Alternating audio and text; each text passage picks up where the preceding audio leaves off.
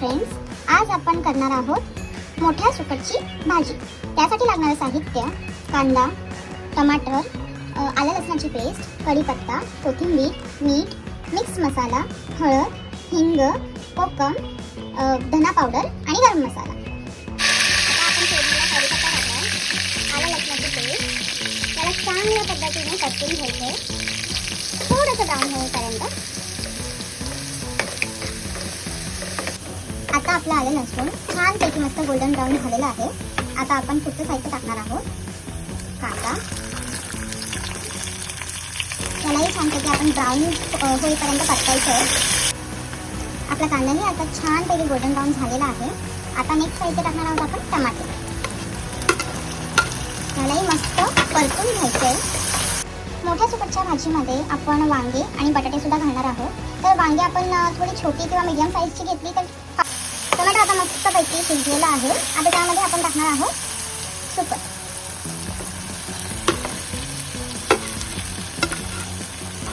त्यालाही छान असं परतून घ्यायचं आहे। बघा किती छान मस्त परतली आहे। आता त्यामध्ये आपण टाकणार आहोत आपले मसाले।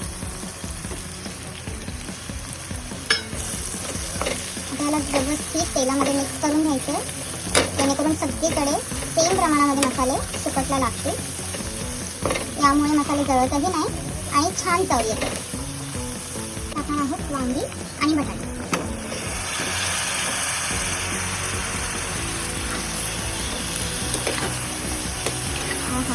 काय मस्त सुगंध सुटला, छान रंगही आलाय।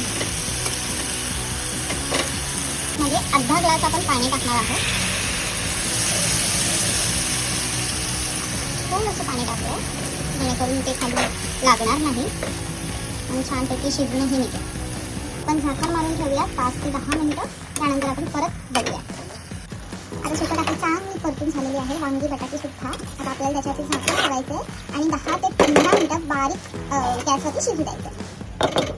आपली भाजी शिजलेली आहे। आता आपण टाकणार आहोत त्यावर कोथिंबीर। कोथिंबीर नसेल तर चवच नाही। वाव, मस्तच।